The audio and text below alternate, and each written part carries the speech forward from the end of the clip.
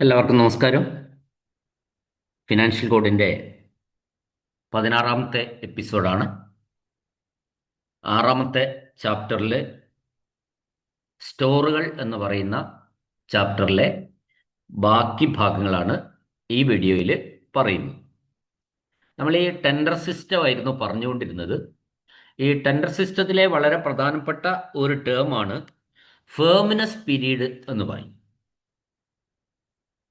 അപ്പോൾ ഫേമിനസ് പീരീഡ് എന്നതിനെ validity period എന്നുകൂടി പറയാറുണ്ട്. അപ്പോൾ ആ ടേം നന്നായിട്ടൊന്ന് മനസ്സിലാക്കിയിരിക്കേണ്ടതാണ്, ഫേംനെസ് പീരീഡ് എന്താണെന്ന്. അപ്പം അതിന് മറ്റൊരു പേരാണ് വാലിഡിറ്റി പീരീഡ് എന്നും പറയാറുണ്ട്. അതായത് ശരിക്കും ഇത് ഒരു കരാറുകാരൻ, ഒരു കോൺട്രാക്ടർ സമർപ്പിച്ച ടെൻഡറിലെ നിരക്കുകൾ മാറ്റമില്ലാതെ നിലനിൽക്കേണ്ട ഒരു നിശ്ചിത കാലയളവിനാണ് ഈ ഫേമിനസ് പീരീഡ് എന്ന് പറയുന്നത്. ഇപ്പൊ സാധാരണഗതിയിൽ ഇത് ഈ ടെൻഡറിന്റെ കവറുകൾ തുറക്കുന്ന ദിവസം മുതൽ 60 ദിവസം, 90 ദിവസം, 120 ദിവസം ഒക്കെയാണ് ഫേമിനസ് പീരീഡ് ആയിട്ട് നിശ്ചയിക്കാറുള്ളത്. അത് ടെൻഡർ ഈ കവർ ഓപ്പൺ ചെയ്യുന്ന ദിവസം മുതലാണ്. ഈ ഫേമിനസ് പീരീഡ് കാലയളവിൽ, അത് 60 ദിവസം ചിലപ്പോൾ ഉണ്ടാവും, 90 ദിവസം ഉണ്ടാവും, 120 ദിവസം ഉണ്ടാവും. ആ കാലയളവിൽ വിപണിയിൽ സാധനങ്ങളുടെ വില കൂടിയാലും കുറഞ്ഞാലും കരാറുകാരൻ ടെൻഡറിൽ നൽകിയ അതേ റേറ്റിൽ തന്നെ ജോലി ഏറ്റെടുക്കാൻ വേണ്ടി ബാധ്യസ്ഥനാണ്. ഏത് പീരീഡിൽ? ഈ ഫേമിനസ് പീരീഡിൽ കൂടി തന്നെ. ഇനി ഫേമിനസ് പീരീഡിൽ ഒരു കരാറുകാരന് ഫേമിനസ് പീരീഡ് അവസാനിക്കുന്നതിന് മുമ്പ് ഒരു കരാറുകാരൻ തൻ്റെ ഒന്നുകിൽ ടെൻഡർ പിൻവലിക്കുക, അല്ലെങ്കിൽ റേറ്റ് മാറ്റുകയൊക്കെ ചെയ്താൽ അയാൾ കെട്ടിവെച്ച നിരത ദ്രവ്യം, അതായത് EMD, ഏണസ്റ്റ് മണി ഡിപ്പോസിറ്റ്, കണ്ടുകെട്ടാനുള്ള അധികാരം ഈ ബന്ധപ്പെട്ട സർക്കാരിനോ സ്ഥാപനത്തിനോ ഒക്കെ ഉണ്ടായിരിക്കും. ഇനി ഈ പീരീഡ് എന്തിനാ നൽകുന്നതെന്ന് വെച്ചാൽ, ഈ ഫേമിനസ് പീരീഡ് എന്തിനാണ് ഇതിൽ ടെൻഡർ സിസ്റ്റത്തിൽ നൽകുന്നതെന്ന് വെച്ചാൽ, ഒരു സാധാരണഗതിയിൽ ഒരു ടെൻഡർ വിളിച്ച് അത് പരിശോധിച്ച് പിന്നെ അർഹനായിട്ടുള്ള ആൾക്കാർക്ക് കരാർ നൽകുന്നതിന് സർക്കാർ ഓഫീസുകളിൽ കുറച്ച് സമയം ആവശ്യമാണ്. ടെൻഡർ വിളിച്ച് അത് പരിശോധിച്ച് പിന്നെ അർഹനായ ആൾക്ക് കിട്ടുമ്പോഴത്തേക്ക് കുറച്ച് ദിവസങ്ങൾ അങ്ങോട്ട് പോയിട്ടുണ്ടാവും. അപ്പോൾ ഈ സമയത്തിനുള്ളിൽ കരാറുകാരൻ റേറ്റിൽ നിന്ന് പിന്മാറാതിരിക്കാൻ വേണ്ടിയിട്ടാണ് നമ്മൾ കുറച്ചുകൂടി മുമ്പോട്ട് കവറ് ടെൻഡർ ഓപ്പൺ ചെയ്ത് കഴിഞ്ഞിട്ട് ഒരു ഫേമിനസ് പീരീഡ് നൽകുന്നത്. അപ്പോൾ ആ ഫേമിനസ് പീരീഡിനുള്ളിൽ അയാൾ വേറെ മാറാൻ പാടില്ല. നമ്മൾ ഓപ്പൺ ചെയ്തു, പിന്നെ നമ്മുടെ ഓഫീസ് നടപടിക്രമങ്ങളൊക്കെ പാലിച്ച് ടെൻഡർ നടപടിക്രമം എല്ലാം പാലിച്ച് അവസാനം കരാർ ഒപ്പിടുന്നതിന് മുന്നേ അയാൾ മാറിയിട്ടുണ്ടെങ്കിൽ ഈ ടെൻഡർ വെറുതെ പോകും. അപ്പോൾ അത് ഒഴിവാക്കാൻ വേണ്ടി. പിന്നെ അതേ സമയത്ത് കരാർ ഒപ്പിട്ട് കഴിഞ്ഞാൽ പിന്നെ ഫേമിനസ് പീരീഡിന് പ്രസക്തിയില്ല. കരാർ ഒപ്പിടുന്ന വരെയാണ് ഈ ഫേമിനസ് പീരീഡിന് പ്രസക്തിയുള്ളൂ. പകരം കരാറിൽ പറയുന്ന നിബന്ധനകളാണ് പിന്നീട് ബാധകമാവുന്നത് കരാർ ഒപ്പിട്ട് കഴിഞ്ഞാൽ. പിന്നെ ഫേമിനസ് പീരീഡ് എന്ന് പറയുന്നത് മനസ്സിലായിട്ടുണ്ടാവുമെന്ന് ഞാൻ വിചാരിക്കുന്നു. ബാക്കി അതാണ് ഫേമിനസ് പീരീഡിനെ പറ്റി പറയാനുള്ളത്. ആ ടെൻഡർ സിസ്റ്റത്തിൽ വളരെ ഇമ്പോർട്ടൻ്റ് ആയിട്ടുള്ള ഒരു ടേമാണ് ശരിക്കും ഫേമിനസ് പീരീഡ് എന്ന് പറയുന്നത്.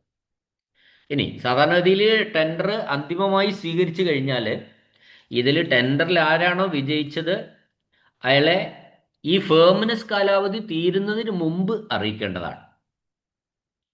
പിന്നെ ഈ സാധനങ്ങൾ കൊണ്ടുവരുന്ന കേസിൽ റെയിൽവേ കൂലി ഗവൺമെൻറ് വഹിക്കുകയാണെങ്കിൽ നിർബന്ധമായിട്ടും സാധനങ്ങൾ ഗുഡ്സ് ട്രെയിൻ വഴി കൊണ്ടുവരേണ്ടതാണ്. നമ്മൾ ഈ പിന്നെ ഏണസ്റ്റ് മണി ഡിപ്പോസിറ്റിനെ പോലെ തന്നെ ടെൻഡർ സിസ്റ്റത്തിൽ പ്രാധാന്യം അർഹിക്കുന്ന ഒന്നാണ് സെക്യൂരിറ്റി. ഇപ്പോൾ ഒരു കരാറ് ഈ പിന്നെ ടെൻഡർ വിളിക്കുന്നതിന് അതിനോടൊപ്പമാണ് എന്ത് ചെയ്യുന്നത്, ഈ നമ്മൾ EMD അടയ്ക്കുന്നത്. അതേപോലെ തന്നെ കരാറ് യഥാവിധി പൂർത്തീകരിക്കാൻ വേണ്ടിയിട്ട് സെക്യൂരിറ്റി എന്ന നിലയിൽ പർച്ചേസിംഗ് ഓഫീസർ വിജയിയായ ദർഖാസുകാരനിൽ നിന്നും അല്ലെങ്കിൽ ഈ കോൺട്രാക്ടറുകാരിൽ നിന്നും അല്ലെങ്കിൽ ഈ ടെൻഡറർ ആരാണോ അവരിൽ നിന്നും കരാർ തുകയുടെ 5% തുല്യമായ തുക കെട്ടിവയ്ക്കാൻ ആവശ്യപ്പെടേണ്ടതാണ്. അപ്പൊ നമുക്കറിയാം ഇത് ഈ സെക്യൂരിറ്റി തുക എന്ന് പറയുന്നത് ഒരു ടെൻഡറുമായി ബന്ധപ്പെട്ട സെക്യൂരിറ്റി തുക അടയ്ക്കേണ്ടത് ആ ടെൻഡറിൽ വിജയിച്ച ആളും മാത്രമാണ്. എന്നാൽ EMD അടയ്ക്കേണ്ടത് നിരതദ്രവ്യം, ഒരു ടെൻഡറിനെ സംബന്ധിച്ച നിരതദ്രവ്യം അല്ലെങ്കിൽ ഏണസ്റ്റ് മണി ഡിപ്പോസിറ്റ് ആണ് അടയ്ക്കേണ്ടതെങ്കിൽ അത് ആ ടെൻഡറിൽ പങ്കെടുക്കുന്ന എല്ലാവരും അടയ്ക്കണം. അതാണ് ഇത് തമ്മിലുള്ള വ്യത്യാസം. ചില കേസുകളിൽ ചിലർക്ക് എക്സെപ്ഷൻസ് കൊടുത്തിട്ടുണ്ടെങ്കിലും EMD ടെൻഡറിൽ പങ്കെടുക്കുന്ന എല്ലാവരും അടയ്ക്കുമ്പോൾ സെക്യൂരിറ്റി എന്ന് പറയുന്നത് ടെൻഡറിൽ വിജയിയായ ആൾ മാത്രമേ അടയ്ക്കേണ്ടതുള്ളൂ. അപ്പോൾ അത് കരാർ തുകയുടെ 5% തുല്യമായ തുകയാണ് സെക്യൂരിറ്റി ആയിട്ട് അടയ്ക്കേണ്ടി വരുന്നത്. ഇനി നമ്മൾ 2 തരം കോൺട്രാക്ട്സിനെ കുറിച്ച് ഇനി പറയാനുള്ളത്. അത് റേറ്റ് കോൺട്രാക്റ്റും റണ്ണിങ് കോൺട്രാക്റ്റുമാണ്. അപ്പൊ ഇത് സ്ഥിരമായിട്ട് വരുന്ന ഒരു സംഭവമാണ്. സ്ഥിരമായി ആവശ്യമുള്ളതും വലിയ തോതിൽ വില വ്യത്യാസം ഉണ്ടാകാത്തതും കുറഞ്ഞ അളവിൽ മാത്രം ആവശ്യമുള്ളതും സാധനങ്ങൾ സാധാരണഗതിയിൽ റേറ്റ് കോൺട്രാക്റ്റ്, റണ്ണിങ് കോൺട്രാക്റ്റ് എന്നിവയിലൂടെയാണ് പർച്ചേസ് ചെയ്യാറുള്ളത്. അപ്പം നമുക്ക് റേറ്റ് കോൺട്രാക്റ്റിനെ പറ്റി പറയാം. നമ്മൾ സാധാരണഗതി ഒരു നിശ്ചിത കാലാവധിയിൽ ഒരു പ്രത്യേക നിരക്കിൽ സാധനങ്ങൾ സപ്ലൈ ചെയ്യുന്നതിനുള്ള കരാറാണ് റേറ്റ് കോൺട്രാക്റ്റ്. ഇതിൽ ക്വാണ്ടിറ്റി മെൻഷൻ ചെയ്യില്ല, ഇത്ര അളവ് വേണം എന്ന് പറയില്ല. എന്തു മാത്രമേ ഉണ്ടാവുള്ളൂ? പകരം കാലാവധി ഉണ്ടാവും, റേറ്റും ഉണ്ടാവും. ഇന്ന റേറ്റിൽ ഒരു കൊല്ലത്തേക്ക് ഇത്ര എണ്ണം എന്ന് പറയുന്നില്ല, മറിച്ച് റേറ്റ് പറയും, കാലാവധി പറയും. അപ്പൊ ആ കാലാവധിയിൽ എത്ര സാധനം വേണമെങ്കിലും ഈ പിന്നെ ധാരണയിൽ കോൺട്രാക്റ്റ് ആയിട്ടുള്ള കമ്പനി അല്ലെങ്കിൽ വ്യക്തി നമുക്ക് തരാൻ ബാധ്യസ്ഥരാണ്. ഇതാണ് റേറ്റ് കോൺട്രാക്റ്റ് എന്ന് പറയുന്നത്. അപ്പൊ ഓർമ്മിക്കുക, റേറ്റ് കോൺട്രാക്റ്റിൽ എന്തില്ല? ഒരു പ്രത്യേക കാലാവധിയിൽ ഒരു പ്രത്യേക റേറ്റിന് സാധനങ്ങൾ തരാൻ വേണ്ടിയിട്ടുള്ള കോൺട്രാക്റ്റ് ആണ് റേറ്റ് കോൺട്രാക്റ്റ് എന്ന് പറയുന്നത്. റേറ്റ് കോൺട്രാക്റ്റിൽ ക്വാണ്ടിറ്റി മെൻഷൻ ചെയ്യുന്നില്ല, മറിച്ച് റേറ്റും കാലാവധിയും മാത്രമാണ് മെൻഷൻ ചെയ്യുന്നത്. സാധാരണഗതിയിൽ ഒന്നിലധികം ഡിപ്പാർട്ട്മെന്റുകൾക്ക് വേണ്ട സാധനങ്ങളുടെ ക്വാണ്ടിറ്റി മുൻകൂട്ടി നമുക്ക് അറിയാൻ സാധിക്കാത്ത കേസുകളിലാണ് ഒരു സാധാരണഗതിയിൽ റേറ്റ് കോൺട്രാക്റ്റ് വരുന്നത്. ഒന്നിലധികം ഡിപ്പാർട്ട്മെന്റുകൾക്ക് വേണ്ട സാധനങ്ങളുടെ ക്വാണ്ടിറ്റി മുൻകൂട്ടി അറിയാൻ കഴിയില്ല. അപ്പോൾ നമ്മൾ റേറ്റ് കോൺട്രാക്റ്റ് വെച്ച് കഴിഞ്ഞാൽ കുഴപ്പമില്ല, വേണ്ടപ്പം അതേ റേറ്റിന് സാധനങ്ങൾ നമുക്ക് ലഭിക്കും. ഇതിൽ സാധാരണഗതിയിൽ റേറ്റ് കോൺട്രാക്റ്റിലൂടെ വാങ്ങുന്ന സാധനങ്ങളുടെ ഒരു എക്സാമ്പിൾസ് പറയുകയാണെങ്കിൽ സ്റ്റീൽ ഫർണിച്ചറുകൾ, തയ്യൽ മെഷീനുകൾ, ബാറ്ററികൾ, ഇവയൊക്കെ വാങ്ങുന്നത് ഈ റേറ്റ് കോൺട്രാക്റ്റിലൂടെ വാങ്ങുന്നതിന് ഉദാഹരണങ്ങളാണ്. ഇതിൽ പ്രധാനപ്പെട്ടായിട്ട് ശ്രദ്ധിക്കേണ്ട ഒരു ചോദ്യം വരുന്ന ഒരു സെക്ഷൻ എന്താ വെച്ചാൽ, ഈ റേറ്റ് കോൺട്രാക്റ്റ് സെറ്റിൽ ചെയ്യുന്നത് സ്റ്റോർ പർച്ചേസ് ഡിപ്പാർട്ട്മെന്റ് ആണ്. നമ്മൾ ചോദിക്കുന്ന ഒരു ചോദ്യമാണ്. പിന്നെ സെറ്റിൽ ചെയ്യല്, അതായത് റേറ്റ് കോൺട്രാക്റ്റ് സെറ്റിൽ ചെയ്യുന്നത് ആരാണ്? അത് സ്റ്റോർ പർച്ചേസ് ഡിപ്പാർട്ട്മെന്റ് ആണ്. അടുത്തത് നമുക്ക് റണ്ണിങ് കോൺട്രാക്റ്റിനെ കുറിച്ചാണ് പറയുന്നത്. അപ്പൊ അതിൽ റണ്ണിങ് കോൺട്രാക്റ്റിൽ ഒരു നിശ്ചിത അളവ് നിശ്ചിത സമയത്തേക്ക് നിശ്ചിത റേറ്റിൽ സപ്ലൈ ചെയ്യുന്നതിനുള്ള കരാറാണ് റണ്ണിങ് കോൺട്രാക്റ്റ്. അപ്പോൾ ഡിപ്പാർട്ട്മെന്റ് സ്റ്റോറുകളിൽ നമുക്ക് അവിടെ ഈ റണ്ണിങ് കോൺട്രാക്റ്റിൽ എന്തൊക്കെ പറഞ്ഞിട്ടുണ്ടാവും? അത് അളവും പറഞ്ഞിട്ടുണ്ടാവും, എത്ര കാലത്തേക്കെന്ന് പറഞ്ഞിട്ടുണ്ടാവും, റേറ്റും പറഞ്ഞിട്ടുണ്ടാവും. പക്ഷെ എന്താ വ്യത്യാസം എന്ന് വെച്ചാൽ അത് ചിലപ്പോൾ കുറേശ്ശായിട്ട് മേടിക്കുള്ളൂ. ഇപ്പം നമ്മൾ ഒരു കൊല്ലത്തേക്ക് ഇത്ര ക്വാണ്ടിറ്റി സാധനം ഇത്ര റേറ്റിൽ ഒരു കൊല്ലത്തേക്ക് വാങ്ങാൻ കോൺട്രാക്റ്റ് ആയാൽ ആ കോൺട്രാക്റ്റ് ആവുന്ന മുഴുവൻ സാധനങ്ങളും ഒരേ സമയത്ത് ഇങ്ങനെ കൊണ്ടുവരില്ല. ഒരു കുറേശ്ശെ ആയിരിക്കും എടുക്കുക. നമ്മൾ ആവശ്യത്തിന് പറയുക ചെയ്യുക, മുഴുവൻ നമ്മൾ എടുക്കും, പക്ഷേ ആവശ്യമുള്ളതുമാണ്. അപ്പോൾ അതെന്തുകൊണ്ടാണെന്ന് വെച്ചാൽ സാധാരണഗതിയിൽ ഈ ഡിപ്പാർട്ട്മെന്റ് സ്റ്റോറുകളിൽ സേഫായിട്ടും കൺവീനിയൻ്റ് ആയിട്ടും സ്റ്റോക്ക് ചെയ്യാൻ സാധിക്കാത്ത സാധനങ്ങളാണ് ഇത്തരത്തിൽ വാങ്ങുന്നത്. അപ്പോൾ ഇവിടെ ഡിപ്പാർട്ട്മെന്റ് സ്റ്റോറുകൾ ഒരുമിച്ച് ഈ നമ്മൾ കോൺട്രാക്റ്റിലുള്ള മുഴുവൻ സാധനവും ഒരുമിച്ച് കൊണ്ടുവന്നാൽ അവിടെ നമുക്ക് ഈ ഡിപ്പാർട്ട്മെന്റ് സ്റ്റോറിൽ അത് സേഫായിട്ടും കൺവീനിയൻ്റ് ആയിട്ട് സ്റ്റോക്ക് ചെയ്യാൻ പറ്റില്ല. അപ്പോൾ എന്ത് വരുത്താൽ മതി? നമുക്ക് ഏകദേശം ആവശ്യമുള്ളത് ആദ്യം ഒരു 20 എടുത്തു, പിന്നെ അത് കഴിഞ്ഞ് ഒരു 30 എടുത്തു, പിന്നെ ഒരു 10 എടുത്തു. ഈ രീതിയിൽ നമ്മളുടെ മൊത്ത സാധനം എടുത്താൽ മതി. അങ്ങനെ എടുക്കുമ്പോൾ എന്താ പറഞ്ഞിട്ടുള്ളത്, ഇന്ന കാലത്തിനുള്ളിൽ ഇത്ര സാധനം ഇത്ര റേറ്റിന് തരണമെന്നുള്ള കോൺട്രാക്ട് തന്നെയാണ്. അപ്പോൾ അത് നമ്മൾക്ക് വേണ്ടത്ര സ്പേസ് ഇല്ലാത്തത്, വെക്കാൻ സേഫായിട്ടും കൺവീനിയൻ്റ് ആയിട്ടും വെക്കാൻ നമ്മുടെ ഡിപ്പാർട്ട്മെന്റ് സ്റ്റോറുകളിൽ വേണ്ടത്ര സ്പേസ് ഇല്ല, പക്ഷെ സാധനം ആവശ്യമുണ്ട്. അത്തരത്തിൽ എന്നാൽ അന്നേരം കോൺട്രാക്റ്റിൽ ഏർപ്പെട്ടാൽ എന്താവും, നമ്മളുടെ റേറ്റുകളൊക്കെ വ്യത്യാസമായിരിക്കും. അപ്പോൾ അതുകൊണ്ട് നമ്മൾ ഇത്തരത്തിലുള്ള ഒരു റണ്ണിങ് കോൺട്രാക്റ്റിലേക്ക് പോകാവുന്നതാണ്. റണ്ണിങ് കോൺട്രാക്റ്റ് മനസ്സിലായിട്ടുണ്ടെന്ന് വിചാരിക്കുന്നു.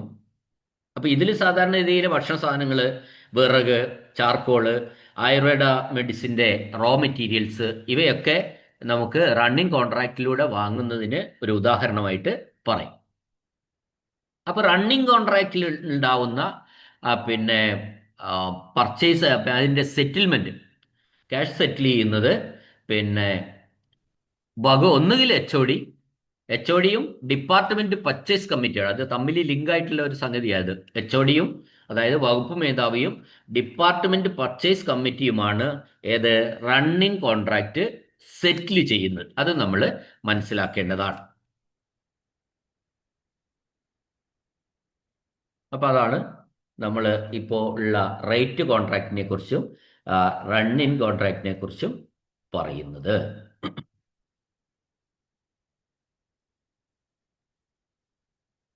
ഇനി നമുക്ക് നെഗോഷിയേറ്റഡ് കോൺട്രാക്ട്സ് ആണ്. നമുക്കറിയാം, നെഗോഷിയേഷൻ എന്ന് പറയുന്നത് തന്നെ വിലപേശലാണ്. അപ്പോൾ അത് എങ്ങനെയാ വരുന്നതെന്ന് വെച്ചാൽ, ആ കോൺട്രാക്ട് എങ്ങനെയാണെന്ന് പറഞ്ഞാൽ, ചില സാധനം ഒരു കമ്പനി മാത്രം ഒരു കമ്പനിയുടെ പ്രൊഡക്റ്റ് മാത്രമേ ചില സാധനങ്ങൾ ഉണ്ടാവുള്ളൂ. അപ്പോൾ ആ കമ്പനി മാത്രമേ ഇത് പ്രൊഡക്ഷൻ ചെയ്യുന്നുള്ളൂ. അങ്ങനെയുള്ള സാധനങ്ങൾ കൊട്ടേഷൻ കൊടുത്തിട്ട്, വേറെ ടെൻഡർ കൊടുത്തിട്ടോ കൊട്ടേഷൻ കൊടുത്തിട്ടോ ഒന്നും കാര്യമില്ല. കാരണം വേറെ ആരുടെ അടുത്തും ആ സാധനം ഇല്ല, ഇവരുടെ അടുത്ത് മാത്രമേ ഉള്ളൂ എങ്കിൽ നമ്മൾ എന്ത് ചെയ്യണം, ആ കമ്പനിയിൽ നിന്ന് നേരിട്ട് വാങ്ങാം. അപ്പൊ ഇത്തരത്തില് ഒരു കമ്പനിയുമായിട്ട് വിലപേശൽ നടത്തിയിട്ട് പർച്ചേസ് ചെയ്യുന്നതിനെയാണ് നെഗോഷിയേറ്റഡ് കോൺട്രാക്റ്റ് എന്ന് പറയുന്നത്.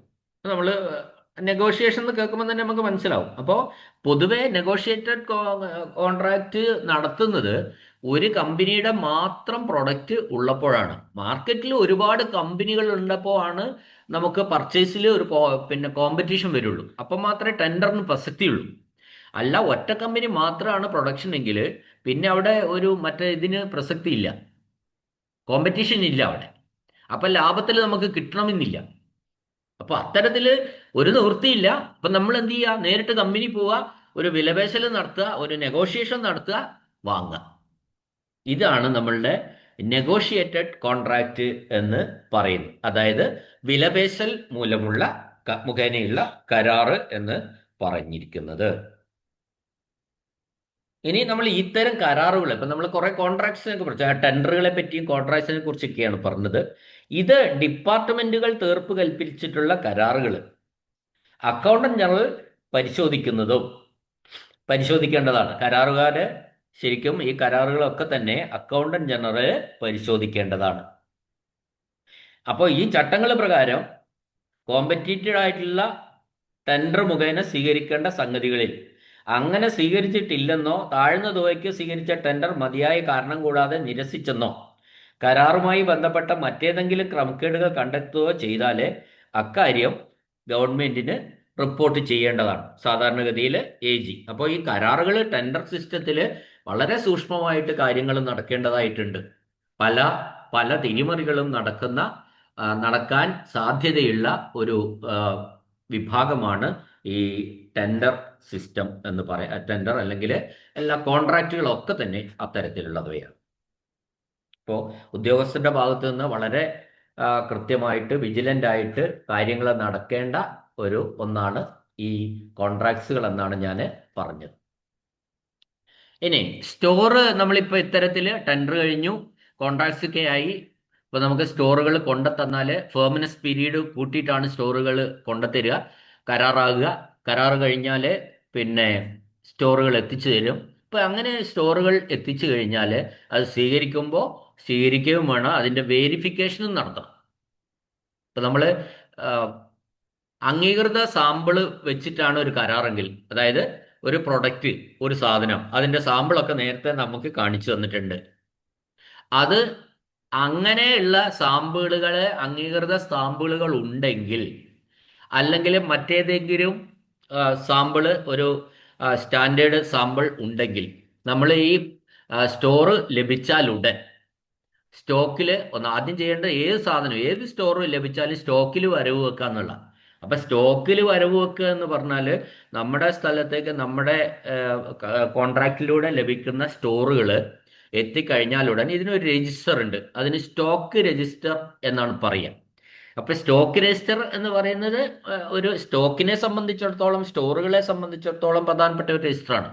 അത് നമ്മൾ ക്രമമായി നമ്പർ ഇട്ടുണ്ടാവും.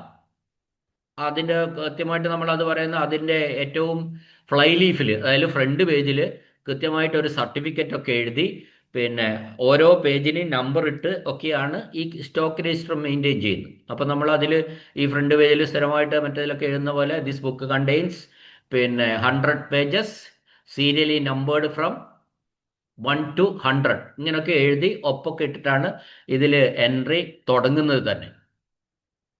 അപ്പൊ അത്തരത്തില് സ്റ്റോക്ക് രജിസ്റ്ററുകളിൽ ആദ്യം ഇത് വരവ് വെക്കണം.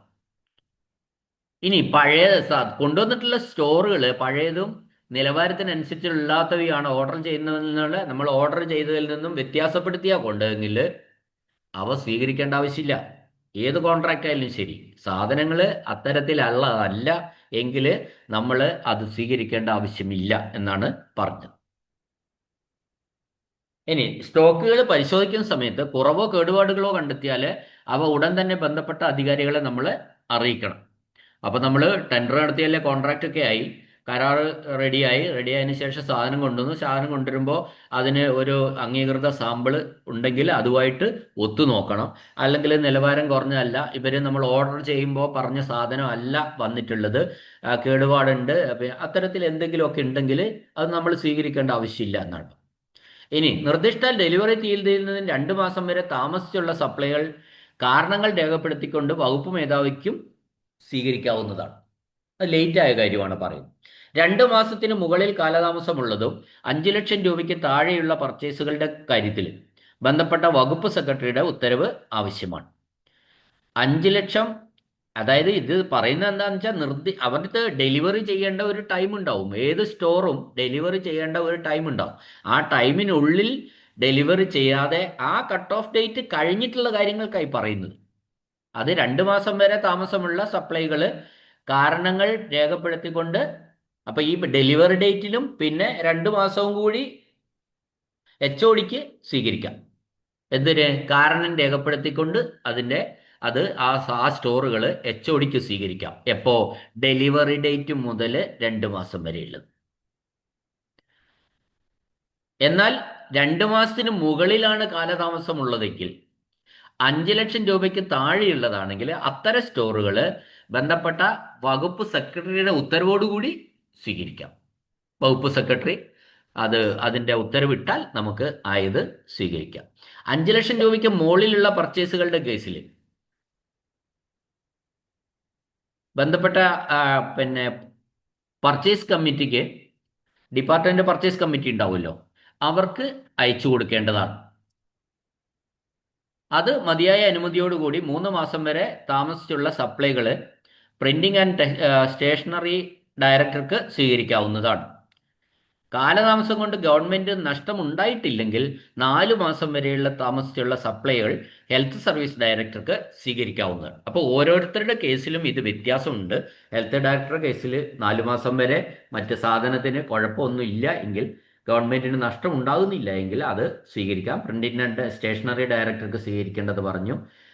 അപ്പോൾ അത്തരത്തിൽ നമ്മൾ ഓരോ ആൾ കേസിലും താമസിച്ചുള്ള ഡെലിവറി ഡേറ്റ് മുതൽ അതിന് ശേഷം എത്രത്തോളം താമസിക്കാം, അതിനാർക്കൊക്കെ അംഗീകാരം കൊടുക്കാൻ വേണ്ടി കഴിയുമെന്നാണ് നമ്മൾ ഇപ്പോൾ പറഞ്ഞത്. ഇനി സാധാരണഗതിയിൽ സ്റ്റോറുകൾ സ്വീകരിച്ച് സൂക്ഷ്മ പരിശോധനയൊക്കെ നടത്തി സ്റ്റോക്കിൽ ഉൾക്കൊള്ളിക്കുകയും ചെയ്താലല്ലാതെ ഒരു പേയ്മെന്റ് ആർക്കും കൊടുക്കേണ്ട ആവശ്യമില്ല. ഇപ്പൊ സ്റ്റോറുകൾ അവർ ഡെലിവറി ചെയ്തു, സാധനം കൊണ്ടുവന്നാൽ നമ്മൾ ആദ്യം ചെയ്യേണ്ടത് അത് വെരിഫൈ ചെയ്യാണ്. അത് വെരിഫൈ ചെയ്ത് നമ്മൾ എന്ത് ചെയ്യുക? സ്റ്റോക്കിൽ കയറ്റുക. സ്റ്റോക്കിൽ കയറ്റുക എന്ന് പറയുന്നതിൻ്റെ അർത്ഥം ശരിക്കും സ്റ്റോക്ക് രജിസ്റ്ററിൽ എൻട്രി നടക്കുക. സാധനത്തെ സംബന്ധിച്ചിടത്തോളം വെരിഫൈ ചെയ്ത് എടുത്തു വെക്കുകയാണ്. ഒപ്പം നമ്മൾ അത് സ്റ്റോക്ക് രജിസ്റ്ററിലും ചേർത്ത് അതിനുശേഷം മാത്രമേ എല്ലാ പേയ്മെൻറ്റും നൽകേണ്ടുള്ളൂ. സാധനം കൊണ്ടുവന്ന് ഒരു 10 പെട്ടി ഉണ്ട്, ആ 10 പെട്ടി കണ്ടപ്പോൾ പൈസ കൊടുത്താൽ ഇത് ഈ പെട്ടിക്കകത്ത് ഏത് ക്വാളിറ്റിയിലുള്ള സാധനമാണ്, അത് എത്ര എണ്ണം ഉണ്ട് എന്നൊന്നും നമുക്കറിയില്ലല്ലോ. അപ്പോൾ അത്തരം ഒരു സാഹചര്യം നിലനിൽക്കുമ്പോൾ നമ്മൾ ചെയ്യേണ്ടത് സ്റ്റോറുകൾ എപ്പോഴും സ്വീകരിച്ച് അത് വെരിഫിക്കേഷൻ നടത്തി സ്റ്റോക്ക് രജിസ്റ്ററിൽ എൻട്രി ചെയ്തതിന് ശേഷം മാത്രമേ സെറ്റിൽമെന്റ് ക്യാഷ് പേയ്മെന്റ് നടത്താവൂ. എന്നാൽ ചില കേസുകളിലൊക്കെ ഒഴിവാക്കാനാവാത്ത സാധനം അയച്ചിട്ടുണ്ടെന്നുള്ള തെളിവിന്റെ അടിസ്ഥാനത്തിൽ ഗവൺമെന്റിന്റെ മുൻകൂർ അനുമതിയോടുകൂടി മുഴുവൻ വിലയും നൽകാമെന്ന് പറയുന്ന ചില കേസുകളും ഉണ്ട്. സ്റ്റോക്ക് രജിസ്റ്റർ വെച്ച് അത് കീപ്പ് ചെയ്യുന്ന ഓഫീസർ തന്നെയാണ് പുതിയ സ്റ്റോക്കും ആരുടെ കൺട്രോളിലാണോ ഒരു സ്റ്റോക്ക് രജിസ്റ്റർ കൊണ്ട് അയാൾ ആ സ്റ്റോക്കുകൾ മെയിൻറ്റെയിൻ ചെയ്തു പോകുന്നത്, ആ ഓഫീസർ തന്നെയാണ് പുതിയ സ്റ്റോക്കും നമ്മൾ കൈപ്പറ്റേണ്ടത്. പുതിയതായിട്ട് വരുന്ന സ്റ്റോക്കുകൾ കൈപ്പറ്റേണ്ടത് ഏത് ഓഫീസറാണോ സ്റ്റോക്ക് രജിസ്റ്ററിന്റെ കസ്റ്റോഡി, അല്ലെങ്കിൽ സ്റ്റോക്ക് രജിസ്റ്റർ മൂലം അല്ലെ അതിന്റെ കൺട്രോളിൽ ഇരുന്ന് ആ സ്റ്റോക്കുകളുടെ നിയന്ത്രണം ആർക്കാണോ അയാൾ തന്നെയാണ്, ആ ഉദ്യോഗസ്ഥൻ തന്നെയാണ് പുതിയതായിട്ട് വരുന്ന സ്റ്റോറുകളുടെ കാര്യത്തിലും അത് സ്വീകരിക്കേണ്ടത്. ഇനി പ്രധാനപ്പെട്ട നമ്മൾ പറയുന്ന കാര്യങ്ങൾ, സ്റ്റോറുകൾ ഒരു സ്റ്റോക്കിൽ ചേർത്താൽ ഉടൻ തന്നെ സ്റ്റോക്കിൽ നമ്മൾ ചേർക്കുക എന്ന് പറയുമ്പോൾ എന്തായി? സ്റ്റോക്ക് രജിസ്റ്ററിൽ ചേർക്കുക. അപ്പോൾ ആദ്യം വെരിഫിക്കേഷനാണ് നടക്കുന്നത്. പറഞ്ഞത്ര എണ്ണം ഉണ്ടോ? പറഞ്ഞത്ര എണ്ണത്തിന് കൊണ്ടുവന്നിട്ടുണ്ടെങ്കിൽ അതിന് ഈ സ്റ്റാൻഡേർഡ് ക്വാളിറ്റി ഉണ്ടോ? നമ്മൾ ടെൻഡറിൽ അല്ലെങ്കിൽ കോൺട്രാക്റ്റിൽ പറയുന്നത്തോളുള്ള ഒരു ക്വാളിറ്റി ഉണ്ടോ? ഇത് രണ്ടും ഓക്കെ ആയി കഴിഞ്ഞാൽ പിന്നെ സ്റ്റോക്ക് രജിസ്റ്ററിൽ ചേർത്താൽ ഉടൻ തന്നെ പേയ്മെന്റ് നടത്തേണ്ടതാണ്. യാതൊരു കാരണവശാലും ഈ സാധനങ്ങൾ കൈപ്പറ്റി 30 ദിവസത്തിലകം പേയ്മെന്റ് അല്ല പണം കൊടുക്കൽ താമസിക്കാൻ പാടില്ല. പരമാവധി 30 ദിവസമാണ് പറയുന്നത്.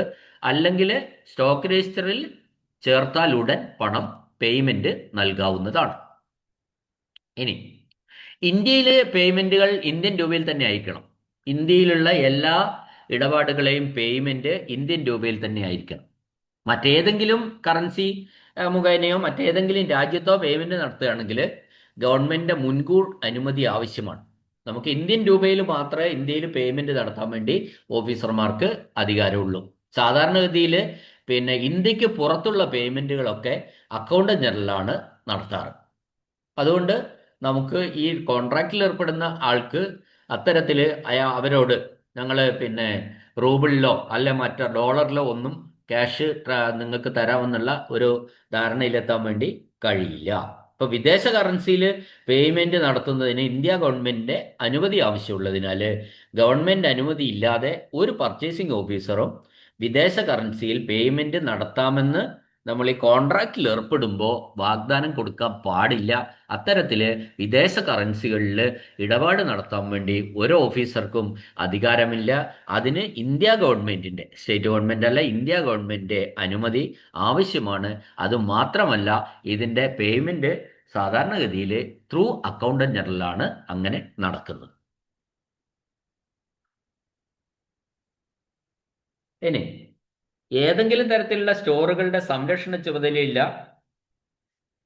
ഓഫീസ് മേധാവിയോ മറ്റേതെങ്കിലും ഓഫീസറോ അതിന്റെ സുരക്ഷിത കസ്റ്റഡിക്ക് പ്രത്യേകം ശ്രദ്ധ കൊടുക്കേണ്ടതാണ്. അപ്പൊ ഈ കസ്റ്റോഡിയൻ എന്ന് പറയുന്ന ഓഫീസർ ഇത് കൃത്യമായിട്ട് ഉപയോഗിക്കപ്പെടുന്നുണ്ട്. ഈ സ്റ്റോറുകൾ, ആ സ്റ്റോറുകളൊന്നും എവിടെയും നഷ്ടപ്പെട്ടു പോകുന്നില്ല. അപ്പൊ അതിന്റെ ഒരു സുരക്ഷിതത്വം അത് ഉറപ്പുവരുത്തേണ്ട ഉത്തരവാദിത്വം ഈ ഓഫീസർക്കാണ്. ഇനി ഇപ്പൊ സ്റ്റോർ നമ്മൾ ഡെലിവറി ചെയ്തു, ഓരോ ഘട്ടമായിട്ടാണ് ഇത് പോകുന്നത്. നേരത്തെ ടെൻഡർ കോൺട്രാക്റ്റ് ഒക്കെ കഴിഞ്ഞ് ഏറ്റവും ആദ്യം നമ്മൾ ഇന്റന്റ് തയ്യാറാക്കി, അത് കഴിഞ്ഞ് നമ്മൾ അനുമതി അപ്രോപ്രിയേഷൻ നോക്കി, അത് കഴിഞ്ഞ് അഡ്മിനിസ്ട്രേറ്റീവ് സാങ്ഷൻ ഉണ്ടോ എന്ന് നോക്കി, അത് കഴിഞ്ഞ് പർച്ചേസ് നടത്താൻ തീരുമാനിച്ചു. അപ്പം നമ്മൾ ടെൻഡർ വിളിച്ചു, പിന്നെ കോൺട്രാക്റ്റ് ആയി. കോൺട്രാക്റ്റിന് ഫെമിനസ് പീരീഡ് ഉണ്ടായിരുന്നു. അതെല്ലാം കഴിഞ്ഞ് നമ്മൾ കോൺട്രാക്റ്റ് EMD അടച്ചു. സെക്യൂരിറ്റി പിന്നെ ആ, വിജയിയെ പിന്നെ കോൺട്രാക്റ്റിൽ അല്ല ടെൻഡറിൽ വിജയി ആരാണോ അയാളെ പ്രഖ്യാപിച്ചു. അയാളിൽ നിന്ന് സെക്യൂരിറ്റി ഡിപ്പോസിറ്റ് നമ്മൾ മേടിച്ചു. പിന്നെ അത് കഴിഞ്ഞ് സാധനം ഡെലിവറി ചെയ്തു. ഡെലിവറി ചെയ്തപ്പോൾ സാധനങ്ങൾ നമ്മൾ വെരിഫൈ ചെയ്തു. അതിനുശേഷം നമ്മൾ സ്റ്റോക്ക് രജിസ്റ്റർ ചേർത്തു. സ്റ്റോക്ക് രജിസ്റ്റർ ചേർത്തതിന് ശേഷം ഈ പേയ്മെൻറ്റ് നമ്മൾ ഈ കൊണ്ടുവന്ന സാധനങ്ങളുടെ പണം നമ്മൾ നൽകി പേയ്മെൻറ്റ് ക്ലിയർ ചെയ്തു. അതിനുശേഷം അപ്പോൾ സ്റ്റോക്കായി നമ്മുടെ കസ്റ്റഡിയിലായി സാധനങ്ങൾ. അതിൻ്റെ സെക്യൂരിറ്റിയെ പറ്റി നമ്മൾ പറഞ്ഞു. സ്റ്റോക്ക് രജിസ്റ്ററിൽ പൂർണ്ണമായിട്ട് എഴുതി കഴിഞ്ഞു. വെരിഫിക്കേഷനൊക്കെ നടന്നു. ഇനി ഈ സ്റ്റോറുകൾ നമ്മൾ പരിശോധിക്കേണ്ടതായിട്ടുണ്ട് ഇടയ്ക്ക്. അപ്പം ഏതൊരു ഗവൺമെൻറ് ജീവനക്കാരനും ന്യായമായ ഒരു കാലയളവിലേക്ക് ആവശ്യമുള്ളതിൽ കൂടുതൽ സ്റ്റോക്ക് സൂക്ഷിക്കാൻ പാടില്ല. ആ സ്റ്റോറ് ഒരു കാലയളവിലേക്ക് ആവശ്യത്തിൽ കൂടുതൽ സൂക്ഷിക്കാൻ പറ്റില്ല. അങ്ങനെ സൂക്ഷിക്കുക എന്ന് പറഞ്ഞാൽ ഈ ഗവൺമെൻറ് പണം ദുരുപയോഗം ചെയ്യുന്നതിന് തുല്യമാണ് അത്. ഇക്കാര്യം നമ്മൾ ഉറപ്പുവരുത്താൻ വേണ്ടിയിട്ട് ഉത്തരവാദപ്പെട്ട ഒരു ഓഫീസർ കേട് സംഭവിക്കുന്ന സ്റ്റോറുകളെ സംബന്ധിച്ചിടത്തോളം 6 മാസത്തിലൊരിക്കലും, ഇപ്പൊ കേടാകുന്ന സ്റ്റോറുകളാണെങ്കിൽ 6 മാസത്തിലൊരിക്കലും, അല്ല കേടാവാത്ത സ്റ്റോറുകളാണെങ്കിൽ വർഷത്തിലൊരിക്കലും ഈ സ്റ്റോറുകൾ പരിശോധിക്കേണ്ടതാണ്. ഇനി പൊതുലേലത്തിൽ സാധനങ്ങൾ വിൽക്കുമ്പോൾ വ്യാപകമായ പ്രചരണം, സ്റ്റോറുകളൊക്കെ നമ്മൾ ലേലത്തിൽ വിൽക്കേണ്ട ചില സാഹചര്യങ്ങൾ വരും. അപ്പോൾ അത്തരത്തിൽ ബാക്കി വന്ന സ്റ്റോറുകളോ അത്തരത്തിൽ എന്തെങ്കിലുമൊക്കെ ആയിട്ട് നമ്മൾ ലേലത്തിൽ കൊടുക്കേണ്ട സന്ദർഭം വരുമ്പോൾ അതിന് വലിയ ഒരു പ്രചരണം നൽകിയിട്ട് വേണം കൊടുക്കാൻ. അങ്ങനെ പ്രചരണം നൽകി ലേലം നടത്തുന്ന ഉദ്യോഗസ്ഥൻ ഫോറൻ നമ്പർ 20 ഒരു രജിസ്റ്റർ സൂക്ഷിക്കണം അങ്ങനെ സംഭവിക്കുന്ന സമയത്ത്. അപ്പോൾ വ്യാപകമായ പ്രചരണം നടത്തുക എന്ന് പറഞ്ഞാൽ അപ്പോൾ കൂടുതൽ ആൾക്കാർ ലേലത്തിൽ പങ്കെടുത്താൽ മാത്രമേ ലേലത്തുക വർദ്ധിക്കുള്ളൂ. അതൊരു കോമ്പറ്റീഷനാണ്. അപ്പം അത്തരത്തിൽ വ്യാപകമായ പ്രചരണം നമ്മൾ നടത്തേണ്ടതാണ് എന്നാണ് പറഞ്ഞത്. ഇനി ഒരു വർഷത്തിലധികം സ്റ്റോക്കിൽ അവശേഷിക്കുന്ന സ്റ്റോറുകൾ മതിയായ കാരണങ്ങൾ ഇല്ലാത്ത പക്ഷം അധികമുള്ള സ്റ്റോറായിട്ട് കണക്കാക്കാവുന്നതാണ്. അതായത് ഒരു വർഷത്തിലധികം സ്റ്റോക്കിൽ അവശേഷിക്കുന്ന സ്റ്റോറുകളെയാണ് നമുക്ക് അധികമുള്ള സ്റ്റോറുകളായിട്ട് കണക്കാക്കാവുന്നത്. അധിക സ്റ്റോറുകൾ വിൽക്കുന്നതിന് അധികാരമുള്ള ഒരു അധികാരിയുടെ മുൻകൂർ അനുമതി ആവശ്യമാണ്. ഇപ്പോൾ അധികമുള്ള സ്റ്റോറുകൾ ലേലത്തിലോ മറ്റോ വിൽക്കണമെങ്കിൽ അതിന് പവറുള്ള ഒരു ഉദ്യോഗസ്ഥന്റെ അനുമതി ആവശ്യമാണ്. ഏതൊരു ഗവൺമെന്റ് വകുപ്പിനും ആവശ്യമില്ല എന്നുള്ള കാര്യം ഉറപ്പുവരുത്തിയ ശേഷം മാത്രമേ പുറത്ത് നമ്മൾ ലേലത്തിൽ കൊടുക്കാൻ വേണ്ടി പാടുള്ളൂ. ഇനി വർഷത്തിൽ ഒരിക്കലെങ്കിലും ഓരോ ഡിപ്പാർട്ട്മെന്റും നിർണയിക്കപ്പെടാവുന്ന രീതിയിൽ കൃത്യമായും എല്ലാ സ്റ്റോറുകളും വെരിഫൈ ചെയ്യണം. അത് എല്ലാ ഡിപ്പാർട്ട്മെന്റിന്റെയും ഉത്തരമാണ്. സ്റ്റോറുകൾ വെരിഫൈ ചെയ്യണം എന്ന് പറയുന്നു. സ്റ്റേഷനറി ഡിപ്പാർട്ട്മെന്റുകൾ മുഴുവൻ സ്റ്റോറുകളുടെ ഫിസിക്കൽ വെരിഫിക്കേഷൻ 2 വർഷത്തിലൊരിക്കലും നടത്തേണ്ടതാണ്. അപ്പോൾ സ്റ്റേഷനറി ഡിപ്പാർട്ട്മെന്റുകൾ മുഴുവൻ സ്റ്റോറുകളുടെയും ഫിസിക്കൽ വെരിഫിക്കേഷൻ 2 വർഷത്തിലൊരിക്കലെങ്കിലും നടത്തേണ്ടതാണ്. ഫിസിക്കൽ വെരിഫിക്കേഷൻ എന്ന് പറഞ്ഞാൽ നമ്മൾ സാധനങ്ങൾ കണ്ട് ബോധ്യപ്പെട്ട് ഉണ്ട് എന്ന് നമ്മൾ നേരിട്ട് കണ്ട് ബോധ്യപ്പെട്ട് അതിൻ്റെ പ്രവർത്തനമൊക്കെ മനസ്സിലാക്കി എല്ലാം വർക്കിംഗ് കണ്ടീഷൻ ആണെന്ന് മനസ്സിലാക്കിയിട്ടുള്ള ഒരു വെരിഫിക്കേഷനെയാണ് നമ്മൾ ഫിസിക്കൽ വെരിഫിക്കേഷൻ എന്ന് പറയുന്നത്. ഈ വെരിഫിക്കേഷൻ കഴിഞ്ഞ് സാധാരണ നമ്മൾ shows are verified physically and found correct അങ്ങനെയൊക്കെ പറഞ്ഞിട്ട് ഇതിൽ ഓരോ വർഷവും നമ്മൾ വെരിഫൈ ചെയ്തതിന് ശേഷം സൈൻ ചെയ്യാറ്. അത് നമ്മൾ സ്റ്റോക്ക് രജിസ്റ്ററിലും ആ വെരിഫിക്കേഷൻ നമ്മൾ കൃത്യമായിട്ട് അത് എഴുതി സൈൻ ചെയ്യേണ്ടതായിട്ടുണ്ട്. ഇനി ഫർണിച്ചറും മറ്റുമൊക്കെ ആണെങ്കിൽ ഓഫീസിലെ സ്റ്റോറുകളും ഫർണിച്ചറും ഒക്കെ ഒരു വർഷത്തിൽ ഒരു തവണയെങ്കിലും പരിശോധന നടത്തേണ്ടതാണ്. ഇപ്പം നമ്മൾ കുറച്ച് കസേരയും മേശയൊക്കെ ഉണ്ട് ഓഫീസിൽ. അപ്പോൾ ആ ഓഫീസിൽ ഉപയോഗിക്കുന്ന കസേരയും മേശയ്ക്കും എന്തുണ്ടാവും? അതിനൊരു സ്റ്റോക്ക് രജിസ്റ്റർ ഉണ്ടാവും. ആ സ്റ്റോക്കിൽ അതുണ്ടാവും. അപ്പോൾ കുറേ കാലം കഴിഞ്ഞപ്പോൾ ഒരു മേശ കാണാനില്ല. അപ്പോൾ ഓരോ കൊല്ലവും ഇത് വെരിഫൈ ചെയ്താൽ മാത്രമേ ഇതുപോലെ പോവുള്ളൂ. ഇതിനിടയിൽ പല ഉദ്യോഗസ്ഥരും മാറി മാറി പോയിട്ടുണ്ടാവും. അങ്ങനെ മാറിപ്പോകുമ്പോൾ ഈ സ്റ്റോക്ക് രജിസ്റ്ററും ഹാൻഡ് ഓവർ ചെയ്യണം. അന്ന് വരെയുള്ള സ്റ്റോക്കുകൾ ഈ വരുന്ന ഉദ്യോഗസ്ഥൻ, അതായത് ആ ഓഫീസിലേക്ക് വരുന്ന ഉദ്യോഗസ്ഥൻ വന്ന് കണ്ട് ബോധ്യപ്പെട്ടാണ് ഈ സ്റ്റോക്ക് രജിസ്റ്ററിലെ സ്റ്റോക്കിന്റെ കാര്യങ്ങളൊക്കെ ഏറ്റെടുക്കുക, അതിലും ഒപ്പിട്ട് ഏറ്റെടുക്കുകയാണ് ചെയ്യുന്നത്. അപ്പോൾ അന്ന് മുതൽ അവസാനം പോകുന്ന വരെയുള്ള ആ ഉത്തരവാദിത്വം ആ ഉദ്യോഗസ്ഥനായിരിക്കും.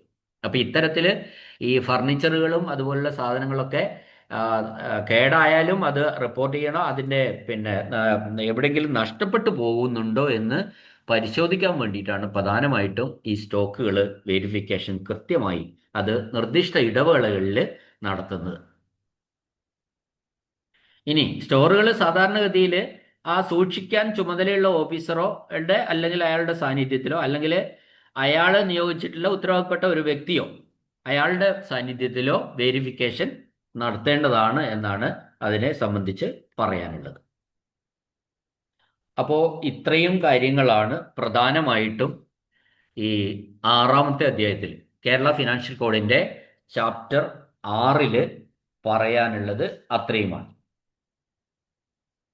അപ്പൊ ഇനി നമ്മൾ ഈ ചാപ്റ്ററിലെ ക്വസ്റ്റ്യൻസ് നമുക്ക് ഡിസ്കസ് ചെയ്യേണ്ടതായിട്ടുണ്ട്. അങ്ങനെ ക്വസ്റ്റ്യൻസ് ഡിസ്കസ് ചെയ്യുമ്പോൾ നിങ്ങൾക്ക് അത് ക്ലിയർ ആയിട്ട് മനസ്സിലാവും ഓരോ ഭാഗത്തു നിന്ന് ഏതൊക്കെ ഭാഗത്തു നിന്ന് ക്വസ്റ്റ്യൻസ് എങ്ങനെയാണ് വരുന്നത്. പൊതുവെ എനിക്ക് തോന്നുന്നത് ഈ സ്റ്റോറുകൾ എന്ന് പറയുന്ന ചാപ്റ്റർ കുറേ നമുക്ക് പരിചയമുള്ള കാര്യങ്ങളാണ് ഇതിനകത്ത് പറയുന്നതൊക്കെ. അപ്പോൾ കുറച്ചുകൂടി സിമ്പിളാണ്, എളുപ്പമാണ്. പക്ഷേ ഏരിയ വലുതാണ്. സ്റ്റോർ പർച്ചേസ് എന്നൊക്കെ പറയുന്ന വലിയ ഏരിയ ആണ്. പക്ഷെ കാര്യങ്ങൾ വളരെ സിമ്പിളാണ്. അപ്പോൾ ഒരിക്കലും കേട്ടാൽ തന്നെ നമുക്ക് ഇതൊക്കെ ഓർമ്മിക്കാൻ പറ്റും. ഇപ്പം നമുക്ക് അടുത്ത ക്ലാസ്സിൽ ഈ ചാപ്റ്റർ നമ്പർ 6ന്റെ ക്വസ്റ്റ്യനിലേക്ക് കടക്കാം. പ്രീവിയസ് ക്വസ്റ്റ്യനൊക്കെ അതിൽ നമുക്ക് ഡിസ്കസ് ചെയ്യാം. ഈ വീഡിയോസൊക്കെ തന്നെ, ഈ ക്ലാസ്സുകളുടെ വീഡിയോസൊക്കെ തന്നെ നമ്മൾ ചെയ്തിരിക്കുന്നത് പ്ലേലിസ്റ്റ് ആയിട്ടാണ്. അപ്പോൾ നിങ്ങൾ ഏത് ക്ലാസ്സാണോ വേണ്ട ഏതെങ്കിലും ഒരു ക്ലാസ്സിൽ ക്ലിക്ക് ചെയ്യുമ്പോൾ ഇപ്പം ഞാൻ അപ്ലോഡ് ചെയ്തിട്ടുള്ള മുഴുവൻ വീഡിയോസും ആ ബന്ധപ്പെട്ട ക്ലാസ്സുമായിട്ട് അപ്ലോഡ് ചെയ്തിരിക്കുന്ന മുഴുവൻ വീഡിയോസും വരും. അതിലേതാ നിങ്ങൾക്ക് കാണേണ്ടത് എന്ന് വെച്ചാൽ അത് കേൾക്കാൻ കഴിയും ആ രീതി ചെയ്യുമ്പോൾ. അല്ലെങ്കിൽ 16ാമത്തെ വീഡിയോ കഴിഞ്ഞാൽ അടുത്തത് എവിടെയാ കിട്ടുന്നത് എന്ന് മനസ്സിലാവാതെ വരും. അപ്പം അതുകൊണ്ടാണ് നമ്മൾ പ്ലേലിസ്റ്റിൽ നമ്മൾ ഈ ഡിസ്ക്രിപ്ഷൻ ബോക്സിൻ്റെ താഴെ പ്ലേലിസ്റ്റ് ഉണ്ടാവും. ആ പ്ലേലിസ്റ്റിൽ ടച്ച് ചെയ്താൽ മതി. അപ്പോൾ അത് ബന്ധപ്പെട്ട പലതരം പ്ലേലിസ്റ്റുകളുണ്ട്. ആ പ്ലേലിസ്റ്റുകൾ മുഴുവൻ വരും. എന്നിട്ട് നമുക്ക് ആവശ്യമുള്ളത് ചെയ്താൽ മതി. അപ്പോൾ ഓക്കെ, നമ്മൾ ഈ 6ാമത്തെ അധ്യായം ഇവിടെ അവസാനിപ്പിക്കുകയാണ്. നിങ്ങൾ ഈ പറയാനുള്ള ഒരു കാര്യം എന്താണെന്ന് വെച്ചാൽ കഴിവതും ഈ ക്ലാസ്സുകൾ കേൾക്കുന്ന ആൾക്കാർ ഒന്ന് ചാനൽ സബ്സ്ക്രൈബ് ചെയ്യണം. രണ്ടാമത്തെ കാര്യം, നിങ്ങൾ നിർബന്ധമായിട്ടും കമൻറ്റ് ബോക്സിൽ കമൻറ്റുകൾ രേഖപ്പെടുത്തുക. എന്നാൽ മാത്രമേ നമുക്കിത് എങ്ങനെയാണിത് നന്നാവുന്നുണ്ടോ, ക്ലാസ്സുകൾ നിങ്ങൾക്ക് മനസ്സിലാവുന്നുണ്ടോ എന്നൊക്കെയുള്ള കാര്യങ്ങൾ മനസ്സിലാവുകയുള്ളൂ. അതുകൊണ്ട് ദയവായിട്ട് പിന്നെ നിങ്ങളുടെ ആരെങ്കിലുമൊക്കെ ഉണ്ടെങ്കിൽ ഈ ക്ലാസ്സുകൾ നിങ്ങൾക്കിഷ്ടം, പല ക്ലാസ്സുകളും ഇങ്ങനെ യൂട്യൂബിൽ ഒരുപാട് ക്ലാസ്സുകൾ വരുമ്പോഴൊക്കെ ചിലർക്ക് ചിലരുടെ ക്ലാസ്സുകളായിരിക്കും ഇഷ്ടപ്പെടുക, വേറെ ചാനലുകാരുടെ ക്ലാസ്സുകൾ ഇഷ്ടപ്പെടുന്നുണ്ടാവും.